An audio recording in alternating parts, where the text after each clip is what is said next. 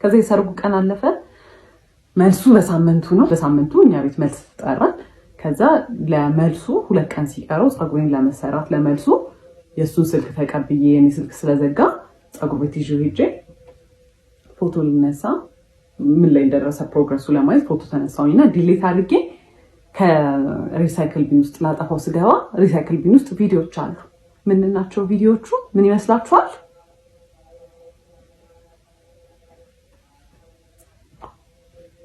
ቪዲዮ ነው እሱ ከሆነች ሴት ጋር የሆነ ነገር እያደረገ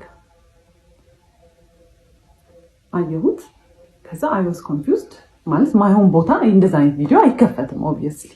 ከዛ ወዲያውኑ ቼክ አደረኩኝ፣ አስቀመጥኩት። በቃ ጭንቅላቴ ድንዝዝ ነው ያለው።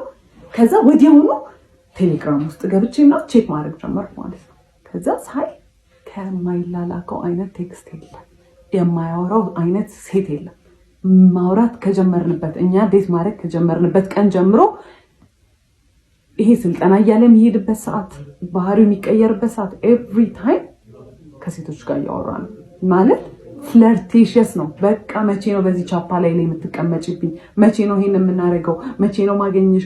አንቺን እንደመውደድ ቀላል ሆነብሽ ሁሉንም ነገር መውደድ ማለት ፉል ኦን ፍለርቲንግ፣ ፉል ኦን ቺቲንግ ማለት ነው። እና throughout the whole እንትን ቺት እያደረገ ነው። እና እነዛ ባህሪዎች እኔ አላቅም ለምን እንደሆነ እንደዛ ማለት ከዛ I find out ቺት እያደረገ እንደነበረ ማለት ነው። ከዛ አየሁት፣ ገባሁኝ። እኛ ቤት ነበሩ እነሱ ዲኮር እየሰሩ ነበረ።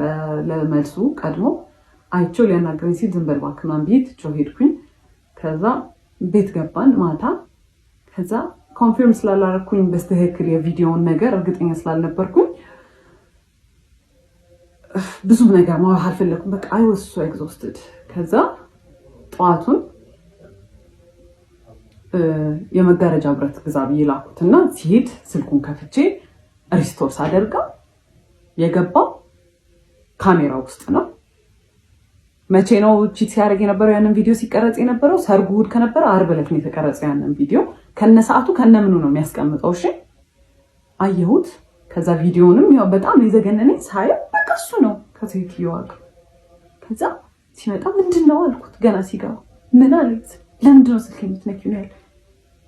ለምን ስልኬን ትነኪያለሽ? እና ጎረቤት ነው ሰማን፣ ለምን ትጮያለሽ? ከዛ በቃ ከሰው ይገ ተነጋግራችሁ በምን ምን ብላችሁ ተነጋግራችሁ ትግባባላችሁ። ከዛ አይ ክራይድ ምንም በቃ ምንም ብለው አያምንም። ለምን ካሜራ ውስጥ ገባ አላውቅም። እኔ ቴሌግራም ላይ ያገኘሁት ነው የሚለኝ ማለት ነው። ከዛ ትቼ ወጥቼ ቤት ሄጄ ካፌ ሄጄ ተቀመጥኩኝ። በቃ አልፈልግም አልኩኝ። ከዛ አይ ኮልድ ማይ ሲስተር ነገርኳት። ከዛ አይዞሽ በቃ ምናምን ነገር አለች። ምን እያደረጉ ነው ቤት ስላት ለመልሱ ወጥ ምናምን እየተሰራ ነው አለች ማለት ነው። ከዛ አሁን ሰው ተጠርቷል፣ እየተደገሰ ነው ቤት። ምን ብዬ ነው ትቼ የምወጣው? እዛ በቃ ተመልሼ ሄድኩኝ። ምንም አማራጭ የለኝም። ተመልሼ በቃ ላናገረው።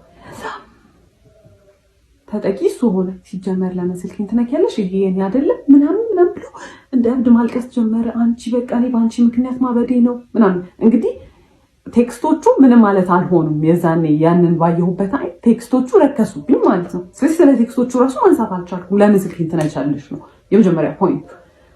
ከዛ በጣም ሲያለቅስ እሺ ይቅርታ ምናምን ብዬ በቃ ይቅርታ ጠይቄ አባባይ ሆንኩኝ። እኔ እቺ ተደርጎብኝ እኔ በቃ እኔ ሆኜ ተበዳዩ ይቅርታ ጠያቂው እኔ ሆንኩኝ ማለት ነው። ይቅርታ ጠይቀው ተይኝ እኔ ባንቺ ምክንያት ለምድ ነው ምናምን አለና ሪቨርስ። ከዛ የመልሱ ቀን ደረሰ።